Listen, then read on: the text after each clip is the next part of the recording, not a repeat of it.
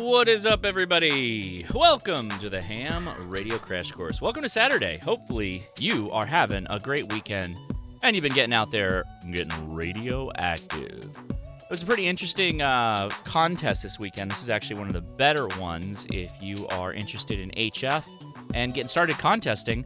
This is one to check out. So we'll talk about it in the news here in the opening. Got a couple things to hit, and then we'll get started. Enjoy the memes until then.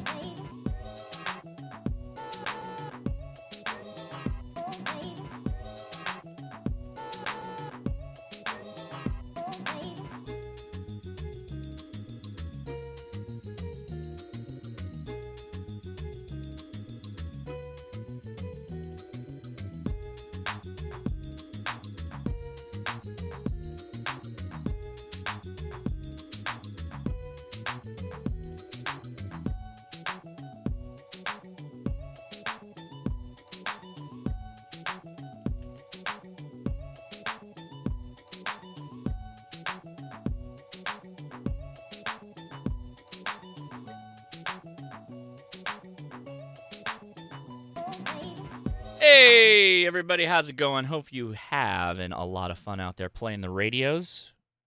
Somebody screwing with my camera? Yeah, all right. Looks like we've got a lively chat rolling in. Thanks, everybody, for coming on out and having some fun on Saturday. Today, we're going to be talking about antennas, and I, for a while now, have been going to that park, recording myself from the home, letting you hear the audio quality coming in, but really we're paying attention to those signal-to-noise ratios, right? And if we rank all of our antennas to signal-to-noise ratio, we get an idea of which antennas are performing the best, right?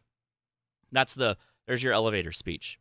But today I'm going to explain a little bit more about what I do, and then I'm going to show you what we've got as far as, like, the current number of antennas, like the best antennas that I have rolling around with right now, which we've had some pretty good luck. So that's the first thing. But I think the tools are going to be kind of fun to show you what I do, but I don't know. We shall see. I will be paying attention, though, to the chat, so if you are doing that whole thing, you will be able to interact, and feel free to post your questions and comments because I'm sure that there's going to be a lot. And also, maybe an antenna recommendation that you think I should be checking out that maybe I've been missing the ball on. All right? Okay. You'll get it as we go along, I promise. Anyway, so let's hit some of the news real quick right up top.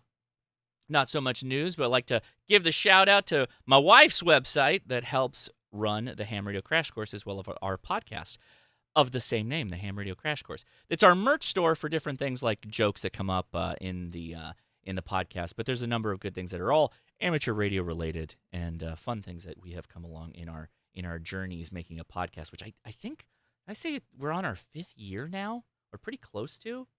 It's crazy. It's absolutely crazy. Also, hamtactical.coffee, coffee of the month club that we have now. So you can pay by the month, or you can get it delivered to you by the month, or just buy a pound. It doesn't matter. Go to hamtactical.coffee to check that out. And I'd appreciate you. Give me your thoughts. Send us an email into the podcast, lay@hamtactical.com, if you have your thoughts on some of the coffee. James, I don't know. So right off the bat with the right out of the crazy spot technical question. When you get into the weeds, technical question, does the day's solar activity affect the testing? I never checked the solar testing beforehand. So the answer is maybe, but I don't know. It's a good question. Maybe we can pontificate that in the after chat, which is the show that follows up this show, the second hour, if you will. And really it goes a third, fourth, even sometimes 5th hour after the show, where we answer your Ham Radio questions live. And they don't have to be based on antennas or anything like that. It can just be, whatever. But, all right, I'm going to try and cover, like, what I do up front so that everybody knows there's no secrets. I'm not doing any funkiness, but I do have a number of antennas laid out here. They're really quick. I'll show you. We'll walk through these and some of my thoughts before we get to the rankings and all that stuff. But these are the antennas that I've used most often that live on my handheld or quirky enough that I had to test them and figure out what the heck is going on with them. So So more to come on that in a second. But all right. Got to make a shout out before we get too deep into this. We are 6 weeks out, well, a little over 6 weeks out from Hamvention. Biggest in-person ham radio event of the year, the biggest ham fest in the world, and it happens in Xenia, Ohio. I will be there along with a ton of my friends and want to give a shout out to you all to come out. If you live within the area, if you're a couple hours out, you got no reason not to try and make it in. Just leave a little early in the morning on Saturday and come on, check it out. You will be surprised at the amount of stuff that happens at a big ham fest like these. So check it out. Love to see you out there if you can. All right. What's the next thing? Yes. The contest calendar. So where are we going here? There we go. This is one of the contest calendars. But right now we have the CQ Worldwide WPX contest. Let me pull this one up. Yeah, more details. Come on. That's not helpful. This is a bad contest calendar. Where's our 8-day contest calendar?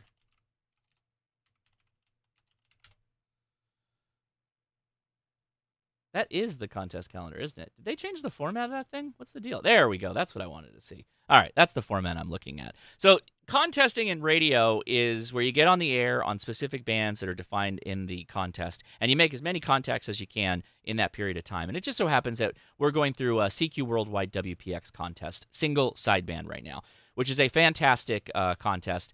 160 through 80, 40, 20, 15, and 10. So no work bands. Make sure you have that. And then you have a number of single op and multi-op operations. So you can do QRP, high power, low power, the whole 9 yards. The exchange is really easy. I believe it's just your serial number. So really, really good. It's a really good contest if you are all interested in contesting. This is the one that you should check out, CQ Worldwide. I will copy the rules here, and I will drop it in the chat for you guys to all take a look at.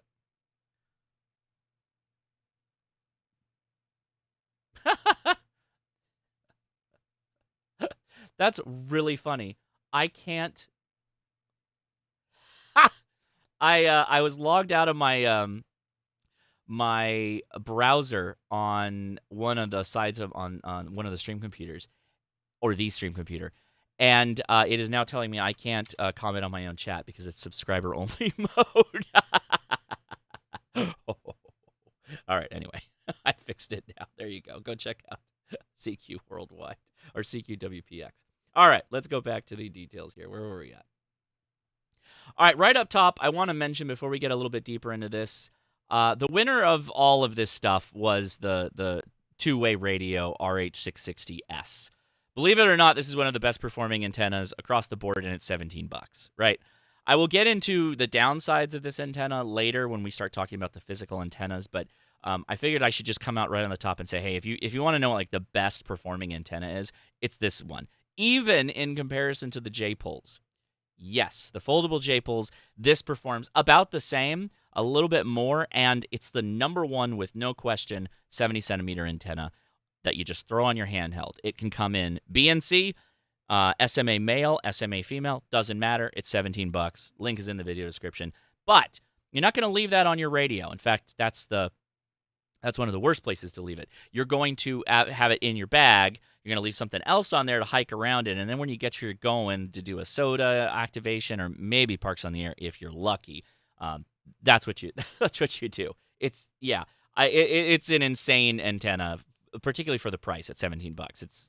I've not seen an antenna this good in a long time. So there's that, and that's with my testing criteria in practice. So let me explain a little bit about that testing criteria. I use an SDR Play, software-defined radio.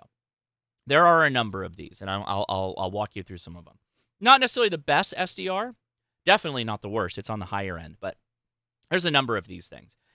Now, if you're just getting started with SDRs, if you don't know much about them or what they do, it's a radio that does a analog to digital conversion so that it can shoot that information into your computer. Your computer then uses software, and that software gives you a radio-like experience. Audio, controls, all this other stuff, right? That's the basic fundamental idea. The RSP-1B, which is this guy here in the middle, is a one antenna jack SDR. That's where a lot of people start out. In my case, I have the RSP Duo, which is this guy right here. I paid a little bit more money, so I have 2 antenna ports. And the reason for that is because I test on both 70 centimeters and 2 meters. And I have a special antenna setup that allows me to split the antenna, do a little bit of preamplification on it, so I remove the splitting of the 2 receiver feeds, and then it goes into the 1 jack and the 2 jack for antennas. So I have a 2-meter listener and a 70 centimeter listener. And it looks a little bit like this. I'll show you what it looks like when you're actually using SDR Play. So here's the software. If you hit play, there we go.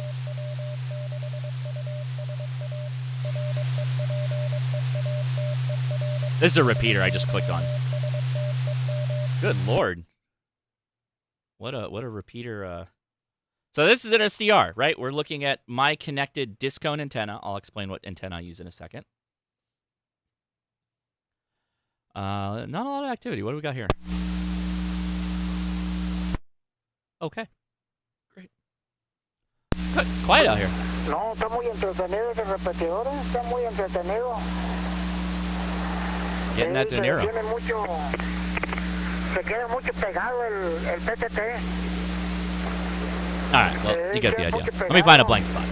So I just double-click somewhere in the 2-meter band. So you can see the frequency readout on the top. People always ask me, Josh, how do you get the information? How do you get the recording? How do you get the SNR results? How do you do all that? Well, if you look just above the pan adapter here, which is, the noisy bits, just above it, there's a button that says Power and SNR to CSV. That's it. I click that button. It exports it as a CSV file. I use that as the input. That's how I get the signal-to-noise ratio, which is one of the most important factors of all the testing. Because, again, that's what I allow. That's how I do the ranking of all the antennas when I'm transmitting from the park into this SDR. But then, to add to that, if you click the audio recorder, and I apologize, the fonts, this is as big as it gets. It's a lot better in person, but on a stream, it's probably a little hard to see. But there's a plugin section, and if I load plugins, I get an audio recorder. And so that's what I do. It's just a MP3 or a WAV file.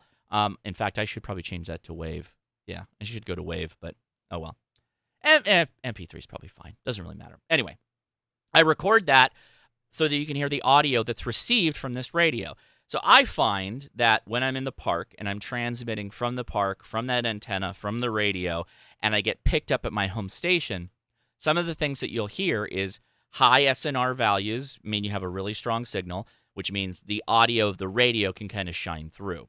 So that's why I like to go with antennas that give me the best sort of signal-to-noise ratio. This is less important with antenna tests, but I always include the audio because I think it's kind of fun. I think people like it when they watch the videos. But most of the time, it's more important when you're comparing a lot of radios, which I've done that too. I'll take a good base radio antenna. I'm probably going to use the 2-way radio antenna from now on, to be honest with you, so that I can do a good audio chain comparison between a multitude of radios, right? Because every time I go to the park, my thoughts are kind of like a science experiment. I only really want to mess with one variable. I want my home antenna station, my SDR, to be the same. I want either the antenna to be the same and I swap out radios, or I want one radio and then I want to swap out antennas for doing multiple tests, multiple tryouts, right? Does that make sense? Yeah. No love for SDR Connect? I don't know. Why is that not? Is that a that's an actual SDR, right? That's SDR software? What are you talking about? SDR Connect? Why am I? Oh, I'm using SDR Uno. I don't know. I've been using SDR Uno for years. I should probably try SDR Connect. Yeah, I don't know. Or is this? No, I'm still on Uno. I just updated it like not too long ago. Oh well. Maybe I'll change that. But Don, the problem is now we're introducing another variable. Every time I change variables, I inevitably end up going back to the park with the same antennas to re-baseline them to see if the SNR values have changed. Because in 2022, I swapped out my antenna. And what did I go with? Well, I was using a dual band 2-meter and 70 centimeter antenna, and I switched to this. This is the Diamond D3000N. N implies type N connection. You can get them in PL259 or whatever connection. I just went with the Type N connection. Now, with this, which is also connected to my home scanner, I get coverage for receiving on 25 through 3,000 megahertz, right? But the problem with that is this antenna on the receiver side is not going to have as high of gain as the dual band antenna that I was using prior to 2002 when I swapped it out. So what does that mean? Well, every antenna I've tested prior to the change to this disc cone will have an arbitrary higher SNR value. Oh, is that good or bad? Well, it means we can't necessarily trust the numbers between those two tests. They differ. So if I want a good baseline to uniformly test all these antennas, I would need to go back to the park and test against the disc cone. That's my brute force engineer way of saying, let's make the data all the same. I don't want to necessarily have to remember that, oh, you take 2 dB or 10 dB off of the dual bander when you're going up against the disc cone. Right? Does that make sense? Does everybody get what I'm saying? The disc cone being very wide banded is going to be a little bit less of a higher signal-to-noise ratio receiver, right? In some cases. Not all, but it's true in this case. I need some water. Okay, so that's the concept of my, man, I am coming off of a cold. Last weekend I was like deathly ill. That's the concept of the receiving, right? Makes sense, hopefully. I try to uniformly approach the recording of the data coming into my shack and then use that in the videos, and then I rank them, which you've seen in those videos. So let me go back through some of these antennas and talk a little bit about why they're my favorite, because I said these are my favorite tested antennas, and you're probably looking at some of these going, some of these are not that good. Well, let me explain why I like them, and we'll back them up with a bit of numbers. So, using my hand... Get out of here, Josh. There you go. Using my handy pointer here, I'm going to start out here on this side. These are rubber duck antennas, right? Everything that's basically under the hand. So the two on the left are the Kenwood and the ICOM rubber duck antennas. These are like straight up stock antennas. Now, generally, a decent performing antenna in my testing has been about a 20 dB or so rating, or signal-to-noise ratio rating, for VHF, 2 meters. And anywhere from about 15 and higher dB is going to be better for 70 centimeters. So these three antennas, all pretty good. The Kenwood and the ICOM, stock antennas. These came on the ID52 and the Kenwood D75. The one next to it is the Smiley rubber duck. Downside with the rubber duck is it does not work on 70 centimeters. But then oddly enough, next to it, so this guy, this was the surprise, this rubber duck right here was the surprise of like many an antenna. This came with those cloned ICOMs that I bought. If you remember last year, there was that news story about exploding handheld radios. Well, I bought the cloned ICOMs off of eBay, and this antenna, this coiled rubber duck, is the one that showed up. And guess what? It performs just about as good as all the other rubber ducks. It's been actually a pretty good antenna. Now, why do I recommend people use rubber ducks? So if you hear a lot of people on radio, they'll tell you, oh, you gotta swap out that rubber duck immediately. They're trash. They're garbage, and that's true. But why does it matter? Well, let me show you why. So here's a D75, and I have a BNC adapter on, right? And you know I like my BNC adapters. So here's the ZBM2 antenna, and it just snaps on. So if you were to find me in running around with a HT, which I carry one most days, I'll have just one of these on there, and it'll probably be tied into a knot. And I leave it on BNC just so I can swap it out easily with whatever I want to do. But let's say I'm going backpacking, and I'm going to be hiking around, and I will have this on a water bottle pocket or a strap pocket on my backpack.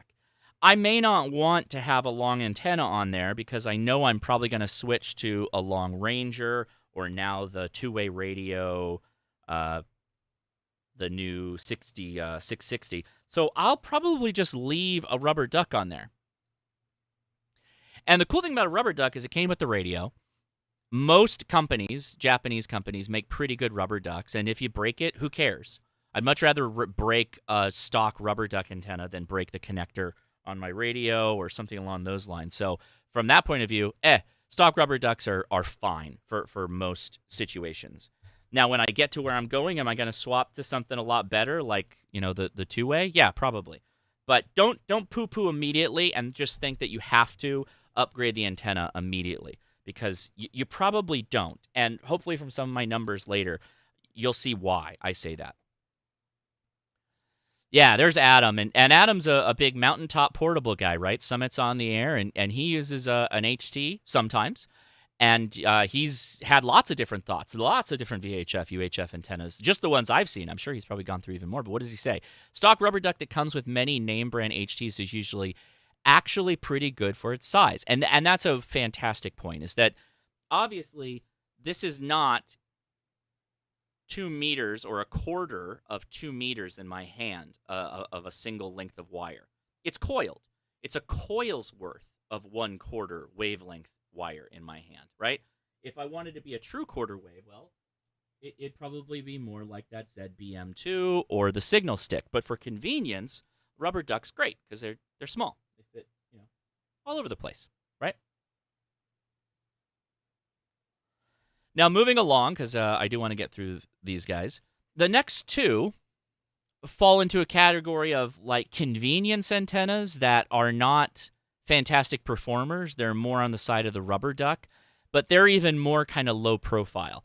Now, I have a ID52, which you've seen in a lot of the videos, and I've tested with it. I really like the radio. I think it's actually probably one of the best sounding radios, and I'd probably give the second nod for the ID50. Really, really nice radio. Really, really nice radio. Expensive. I think the ID50 might be the better buy for most people. But the downside of this radio, and I think the Kenwood might also share this. So let me show this too. Chris, well, we were just talking about the rubber ducks, but I will try and drop some links, and I already do have a link in the video description for the Tway radio. This is still the best performer. Best performance-wise, no question.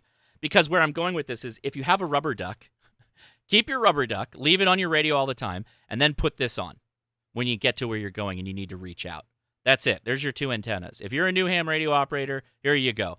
Use the rubber duck, put the good antenna on, knock a radio over. There you're all set. But this weird little niche spot here is, let me zoom in on these guys a little bit here so you can see this. A lot of these radios have these like beveled in recessed holes that the antenna fits into. And a lot of antennas, the base is just too wide. So these guys are actually kind of convenient, particularly this Nagoya. Also, the Nagoya is the Nagoya can get you in trouble depending on who your grandparents are, because this is the Nagoya NA 666. So there you go. But anyway, with this guy, when you throw him on there, oh, there we go. It's beveled. So it performs about the same as a Mike. Performs about the same as a rubber duck, but it's beveled and it fits completely flush. Well, Mike, hang on until I actually show the numbers, because some of these antennas are a bit duddy. I have them more in there in today's results because I now have a decent supply of antennas that I've tested, and we're starting to just aggregate all the results. So anyway, keep that in mind. The color is not available for the ZBM2? Really? I didn't know that. Reach out to the creator and ask him. Okay. So there's that. Now, two of the duddy antennas that are next to it. Oh, I take that back. This is not a dud. If you have a tri-band radio, then the next one is a no-brainer. This is the Diamond SRH 320 Alpha. This is, come on now. The reason why it's here is it's really the best tri-band antenna that I've found for the VX3, or sorry, the VX6, you name it. If it's a tri-band radio, so like the Kenwood, for instance, this is a very good antenna. Performed very well. So there's that. Now the two duddy ones, I had them in there because I actually wanted to just test them. The Baofeng Big Chungus antenna that came with that really big Baofeng performed really well on VHF, or not great on UHF. And then the Abri. So Abris have always been pretty good, just performance-wise. So I put it in there because I needed another baseline for it. And then, of course, my wire antennas, like the ZBM2 and the signal stick. The Long John from MFJ, still available from MFJ. You can still buy these. Performed very good on 2 meters. Does not do a thing on 70 centimeters. So keep that in mind. Now, this telescoping antenna is the two-way radio 770. And if you saw my last video, this thing did not perform very well. So it turns out it was it had to have been the testing, because it performed great today. It did just fine on 2 meters. It was one of the highest performing antennas. But it was okay-ish on 70 centimeters, which we'll see the results for that in a little bit. So there you go. And then last but not least, the two-way radio 660. Two-way radio 660, very good. I have this here. That's a tiger tail, and I think somebody got wise to it in the last video. That's a mounting spot for the tiger tail. And yes, I have a video where I do compare tiger tail on, tiger tail off in the results. So many people have said how they think the tiger tail is the end-all, be-all of antennas. And I got news for you. I didn't get super conclusive results that make it a must-have tiger tail all the time situation. But maybe that's just me. I don't know. The hand is mounted on a debris. And yes, it's there to freak people out.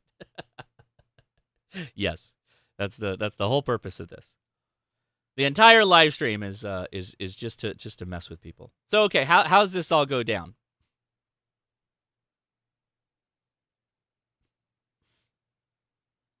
Oh, am I missing a number? What happened there? Hold on.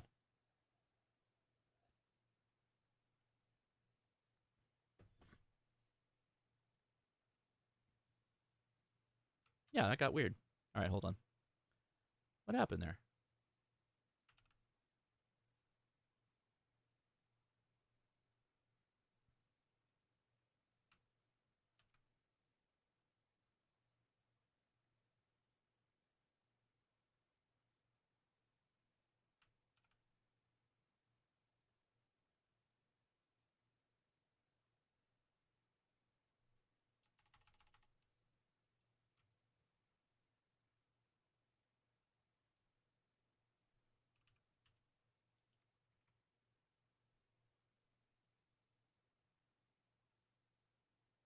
Why am I not able to? This is weird. Hold on one second, guys. We're having a bit of a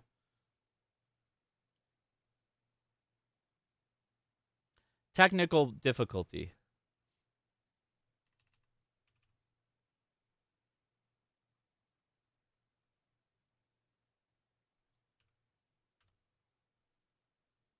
There we go. Okay. So, how do these all rank up? Including some of my old numbers, and I'm starting to work on some other stuff as well. So, here's where we got.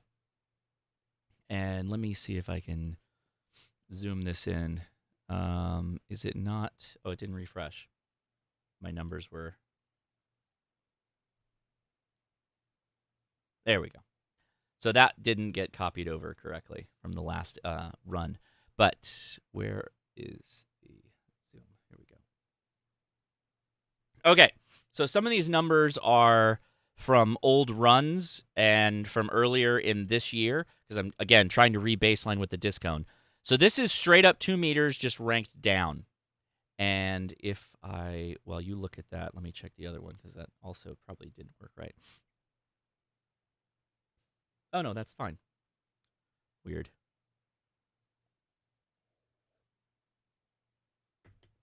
Okay.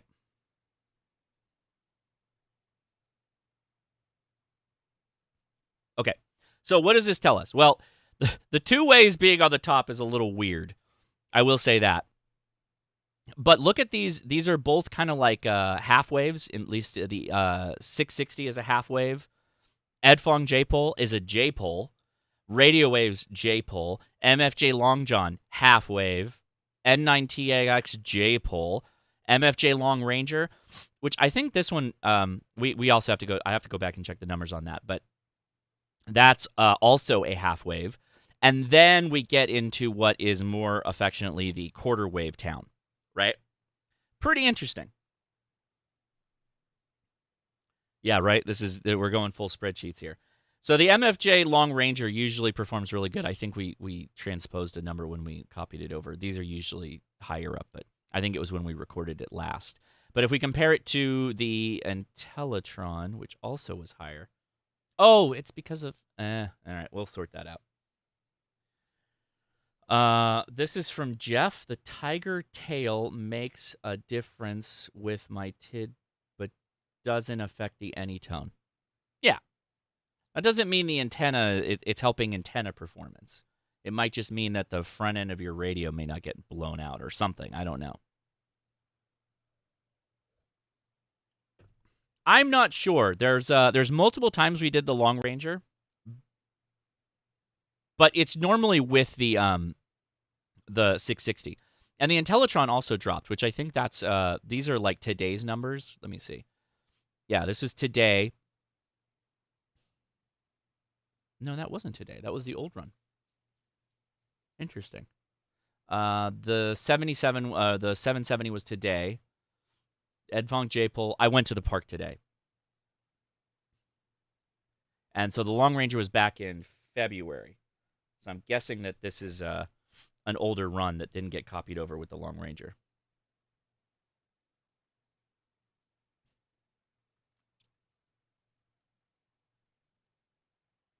Column C. Yes, but that's negative. That's power in DV. Negative is going up. So this is all going to go up as it's going up. All of them are in dBm. Hold on. Where is it?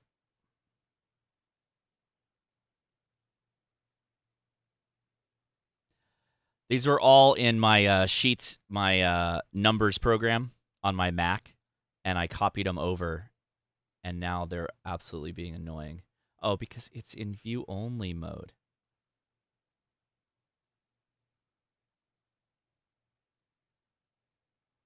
All right, hold on. Let me see if I can fix this really fast. Weird. That was it. Okay, here we go. They're all in dB. dBm for power, dB for signals noise. BNC to SMA does not make any difference to power output.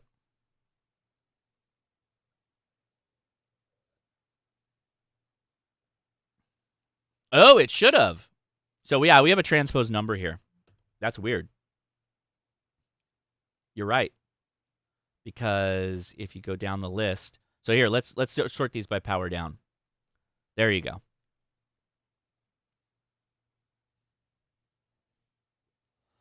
That's weird. Why would the SNR? There's something wrong with this one when these numbers were done. I'll have to sort that out, but the power is accurate. Should be power is fine.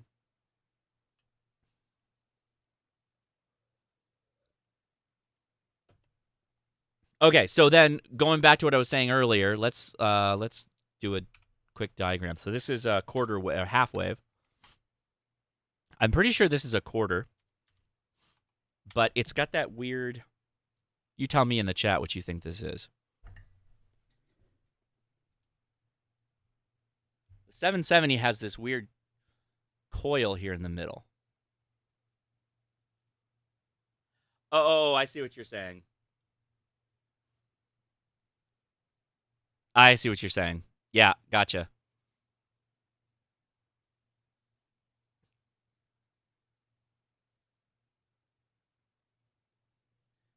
So I don't know if this is a half wave or a quarter wave. I don't think that they explicitly say it on the Amazon.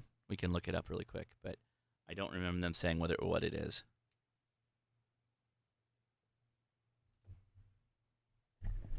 In fact, let's should you buy a Flex radio in the chat?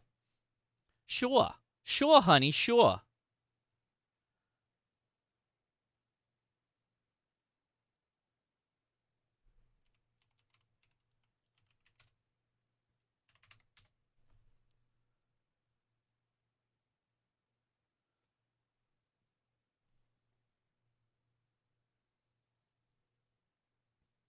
I have a feeling it's not going to tell us much.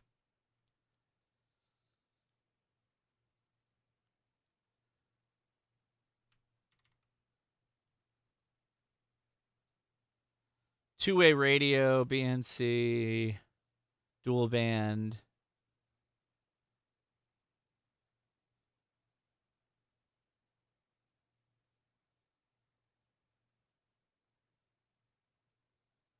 No, doesn't specify. Ben, the answer to your question is you use an adapter and you use whatever the best antenna is for your HT. Just use the appropriate adapter. If you need a BNC adapter to go from SMA, just get that.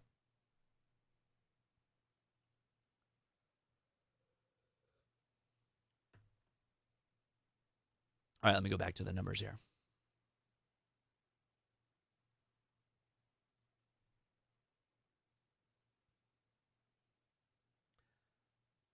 What's the budget is, of course, the right answer. Where did we? Okay, so I'm gonna guess that it's something like a quarter wave, but it's a little long. So I think you could probably even say it's a half wave. Oh, this is view only again. Stupid website got stuck. There we go. I'm unsure. So, it's trying to change it into a date. No, don't do that. I'm going to say 1/2 or 1/4 because I'm just not sure. Golden Masters, are you talking about for 2 meters? If it's for 2 meters, it's the two-way 660 or the 770. Personally, because they're both dual band. Okay. J-pole we already know is a JP. Come on, JP. JP. Oh, no, that's a half wave. The 660 is a half wave. JP for J-pole. That's another J-pole. Intellitron is a half wave. Long John is a half wave. Smiley is a half wave. That's a 5/8 wave. 5/8 or 1/4. ZBM is a quarter wave. So what are we saying when it's a quarter wave? Well, let me actually give you a different view of that to make it a little bit easier. So take a look at this. For those that don't know what I'm talking about. So the most fundamental antenna design is a dipole, right? So a dipole, and don't worry, I'll fix the glare in a second. But a dipole is just a half wavelength antenna where if you're looking at coax, so coax has a pin in the middle, and then there's a barrel connector. So this is like the shield or the negative side of the coax, and this is the positive side, right? Well, if both of those lengths of wire is half of a wavelength, right, that's a dipole antenna. So these are equal, and the positive goes to one side, it doesn't matter, and the negative goes to the other side of your coax. That's a dipole antenna. Okay, great. What does that have to do with a vertical antenna? Well, this is 1/4 wavelength on each side of the frequency that you're trying to operate on. So if it's 2 meters, it's going to be some length in inches of half the wavelength for that frequency. So if you then flip this around to an HT, well, you can make HTs in a couple of different ways, HT antennas. You can make the vertical length before it gets to the box that is the HT 1/4 wave, or you can make it 1/2 wave. Right? So that's what we're talking about. We're talking about the differences between the actual antenna makeup. Quarter wave antennas versus half wave antennas. Half wave antennas are literally end fed antennas. They're fed at the ends here versus a quarter wave antenna. This is just the positive side of your coax, if you think about it in a simplistic way. The other side, the negative side, is the part you're holding on to. And you assume that it's balanced between the two, but we all know that that's not necessarily the case. That's when you passively coupling yourself by holding the radio to it is roughly making up the other side of that antenna, right? That's the difference between a half wave and a quarter wave antenna. So why is the performance so much better on a half wave versus quarter wave antenna? Well, because it's probably the fact that you have all the length of the wire needed in the half wave to perform pretty well, right? Without having the balancing and all the other stuff you have to do. You still have to balance it, and that's what likely is a coil in the base of all those half-wave antennas. But yeah.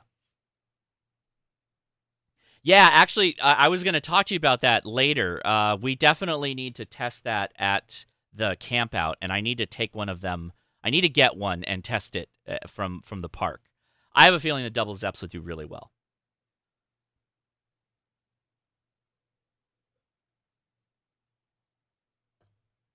So, going back to the numbers, you'll see a trend that the half waves and the J-poles are generally going to rise to the top, and the quarter waves are going to be more of like the convenience antennas. The Brie antenna is a quarter wave. And don't worry, this is going to play out when we go to 70 centimeters. We haven't even looked at 70 centimeters yet. Big Chungus antenna is a quarter wave. Signal stick is a quarter wave. And these are more convenience side antennas, right? I'm going to throw a signal stick on my radio most of the time. The half waves, a little bit bigger. I may not be doing that. The SRH 320 is that tri-bander, right? That, by the way, it's like that power rating is pretty much across the board for every band that it functions on, which is pretty good. I can't claim that for 220, but for 70 centimeters, it's pretty good. Stock Kenwood that's the stock rubber duck, guys. Rubber duck. Smiley quarter wave is a quarter, right? Quarter wave on the duck. Another rubber duck being the stock ICOM. And then the Ed Fong is way too low. There's something. Oh, no, that was from a while ago. There was something wrong with the testing. We're going to leave that one there, though, for now. And then the ICOM clone is a quarter wave, just coil of wire. The Nagoya 6666. Whoa, it's Josh, why did you say you like it? It's so low. Because it's convenient. It's just convenient. And then the Diamond 815, also a tiny guy. And then the Farah J, we tested that one a long time ago. I need to retest that one. That is a J-pole. Okay. That was a boogie board tablet, what I was just drawing on. That's what they call them, boogie boards. That's a brand name. All right, so that's 2 meters. Okay, so we did a ranking against power. Started at the highest, which I'm gonna go with this for now. But I had the 660 higher. I don't know what's going on, but I'm not gonna worry about it right now because we're just doing a demonstration. On 70 centimeters, though, why don't we do the same thing? We'll just make it power. Let's see. So a bit different on the output now. So now you're talking about 70 centimeters. So there's that diamond, which we said was pretty uniformly good on 2 meters and 70 centimeters, meaning they're both equally matched on there. It's now the number one at 107, negative 107 dB. But notice across the board that your power received on 70 centimeters went down. We went from negative 79 dBm on 2 meters. When you go to 70 centimeters, negative 107.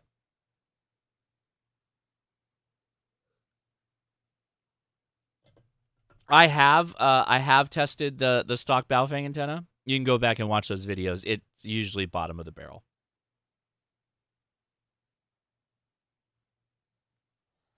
All right, so surprising numbers. Big Chungus did okay, 70 centimeters. Signal stick, pretty even. So let's, when I say pretty even, it's still going to be lower than its 2 meter value, but negative 110. Let's compare them. Where's the signal stick? Negative 91. So it performs better on 2 meters, but they're close. And then you have the two-way 770 extended. I tested it both ways, everybody. I got another comment. Where is it? I got a comment that this antenna is supposed to be, in fact, I'll go to this one, which is a little bit more zoomed out. So this antenna is supposed to be, you grab this piece, extend it, and that's the 70 centimeter length. I tested it both ways, and extended was the best. So extended on 70 centimeters was the best performance.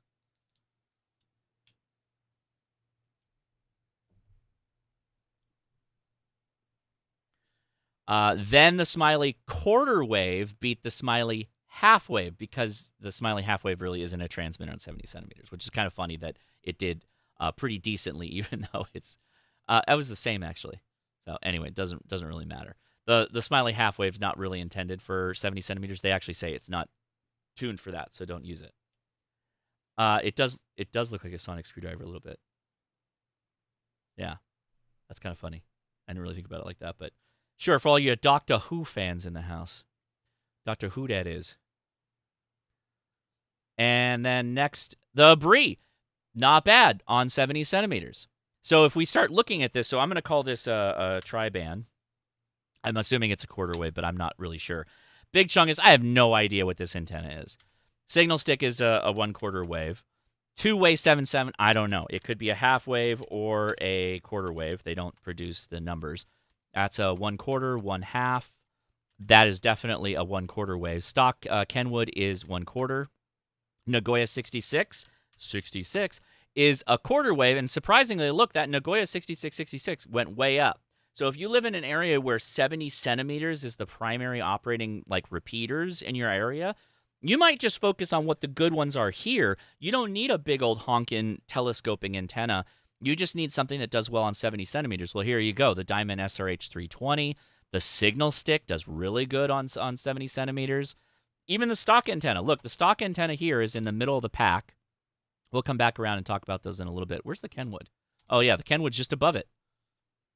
Kenwood's a little bit better. The SRH 818, which is the little thin guy as well. ZBM2. J-pole. There's your first J-pole that made the list. The N9TAX is the only J-pole, the foldable J-pole of the ones I tested, that advertises as a 70 centimeter antenna. Most of them do not. Let me bump this up a little bit. There you go. Can we go higher? Enhance. Nope. We've enhanced too far. There. Nope. That's still too much.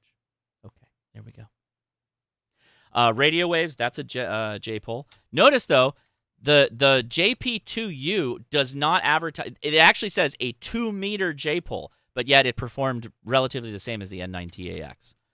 The two-way radio 660, there's that dual band antenna. I was like, okay, this is good. And it's not bad. It's not as good as the quarter waves, but still, for a half wave that advertises as a half wave, not bad. Smiley 5/8 is a 5/8. Edfong J-pole is a JP. Farad J is a JP. And the duck clone, it's not good on 70 centimeters. Not as good.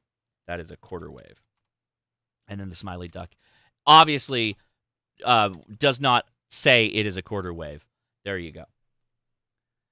Is the N9TAX a Slim Jim? I'm pretty sure that the N9TAX is a J-pole, but it's a cut J-pole. It's cut out of a window line. They all are cut out of window line. They just use different window line.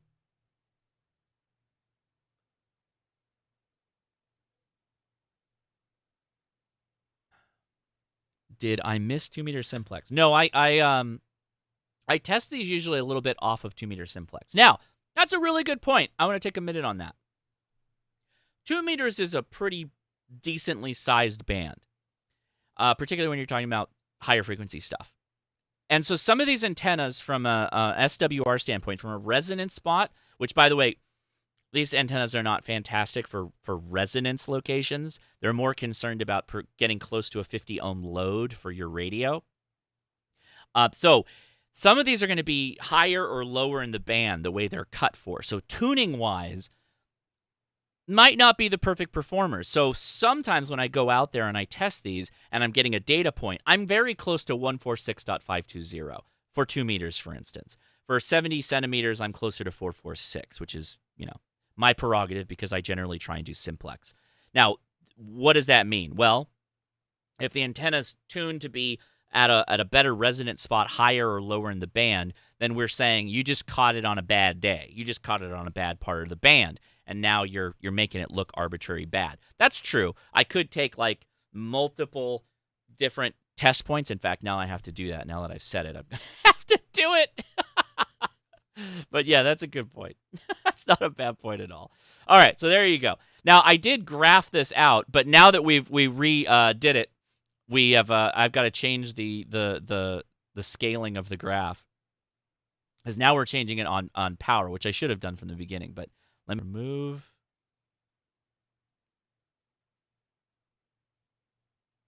This is one of the times where I'll say Excel is that there it is. Oh my God. Okay.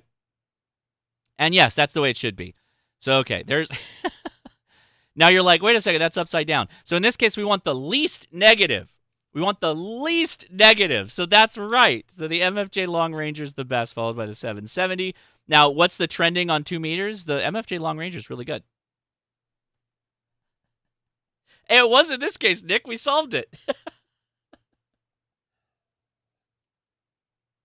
Oh, man. Oh, what just happened? Get out of here. So I will fix this. I am going to try and, by the way, all these documents, I release them on the Patreon. So if you want access to this data, you can. But I was fooling around. I was fooling around with the graphic. I was like, oh, we're going to do this like, what's his name? Review Farm or Review, the great guy who does all these reviews. I'm like, I'm going to do the little thing he does. I'm going to post it up here. And I did it for SNR instead of doing it for power, which makes sense, Adam. Good correction. To do it for just received power. Should have been doing that from the beginning. I don't know why I picked signal to noise ratio, but then you're like, yeah, no, it's the noise though. And you're like, oh crap, that is going to change every time I go to the park. Potentially. Not necessarily assume, but once you get some crazy dude with a solar panel, right? Project Farm, that's it. Thank you. There's a guy in Japan at Ham Fair that had antennas that were made out of like cans. Like energy drink cans. I don't know if he has a beer can one, but there you get the idea. Okay, so there's something. Hey, there's something. There's a view for 2 meters. MFJ Long Ranger, I have to go look at all these again. Now I have to reconsider my entire life. That's great. That's great, Adam. I didn't even think about that. How many videos I've made? I didn't even think about that. I'm going to start throwing you a little DM and be like, hey, am I totally screwing the pooch on this one? What should I be looking at instead? And we're like, well, you got that power column right next to the signal to noise ratio. You should just use that, bud. Yeah, you're right. I should have.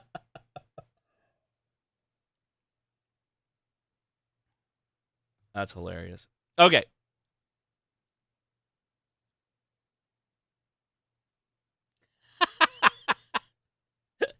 That's a good point. That's a good point, Frank.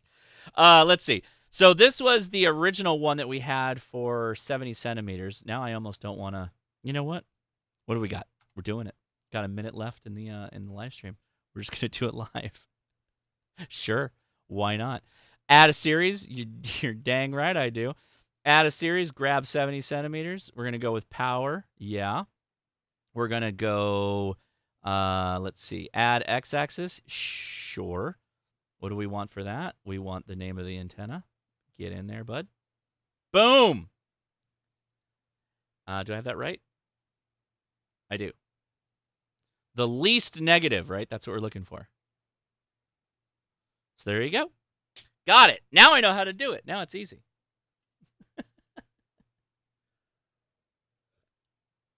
Now it's just a matter of flipping it. I got to flip the axis. I'll figure out how to do that later. So what do we got there? Diamond SRH 320. Good. Big Chungus.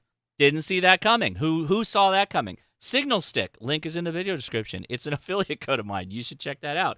Two-way 77E. Hey, it actually came up, performed really well. The Bolt the Smileys are good. The Abri 18. Stock Kenwood. Not far off. And you can see there's a bit of a flatness that happens at this point.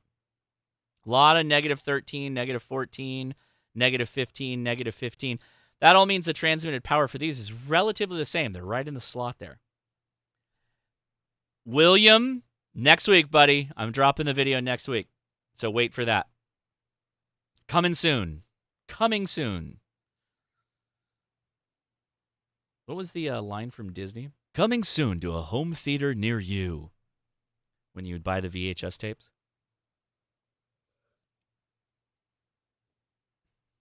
Absolute value, yes. Where are we at here? Power. That's right. We're looking at the power column in dBm. Same. I think the Long Ranger is. Sure about that. In a world. I can't do in a world. I think my voice is low enough for voice acting. In a world. In a world. In a world. Yeah, that's all I got. All right. Well, that was the attempt. We will refine the numbers a little bit further. I'll make sure I have like basically I was trying to summarize this to only put the best value in there, because we've got the way that I think going back to the SDR Uno, I think the SDR Uno, when it takes its SNRs, it's every 5 seconds it drops a number. I'd like to hope that is a average, but I'm not positive. But every 5 seconds you get a number. So I always have to transmit long enough to hit at least 1 or 2 of those. Usually I'm transmitting for, 5 to 10 seconds. So we usually get 1 or 2. So I'm generally grabbing the best one just for the summary and throwing it on that antenna rankings spreadsheet. So dropping that to the patrons after the show, probably tomorrow. That's true. I do lower my voice in post, so I sound more manly. Always.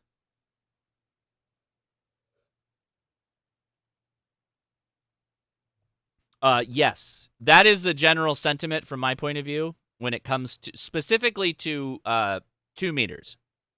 For 70 centimeters, not so much. I would still be fine with a quarter wave.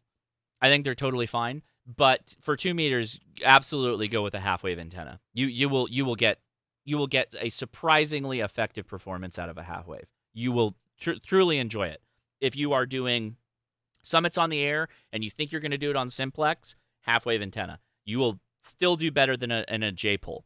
If you are trying to hit a 2 meter repeater you think you can't hit normally, half wave antenna. 70 centimeters, you're probably fine with a half wave, a quarter wave.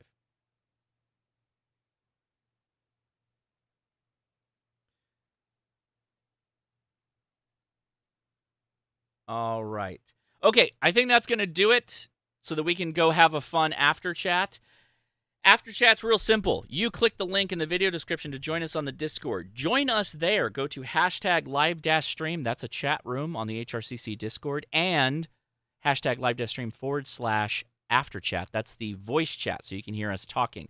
You will hear us live faster than the YouTube community hears us. And you can talk to us once you set a PTT button. Bind that PTT button, bind your mic and speaker so you can talk to us. We will answer any of your questions live, assuming they're radio related. Sometimes music, sometimes movies. We'll see you over there if you have questions. Mike might be there. I saw Mike earlier, and I saw a K6ARK, so maybe they'll join us. You can ask real people that know this stuff better than I do some better questions. But I swear we'll do our best to get you on the air and keep you on the air and find the right solution, budget depending, if you join us over there. Otherwise, it'll be a new live stream on YouTube, so you can just hang out in the chat and ask your questions there, and we'll do our best to answer your questions.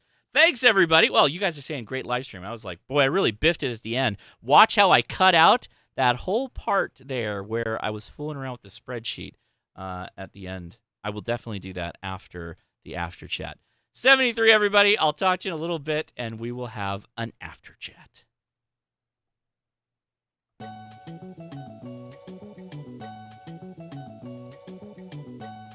Well, we'll clean it up. I have my regular, my real, well, not my real numbers, but my numbers that came off the SDR on my Mac, and I did like a hasty job in copying over what I thought were the highest numbers, so I will double check all the numbers, and I will repost for as many people as I can. Thanks for watching, everybody. 73.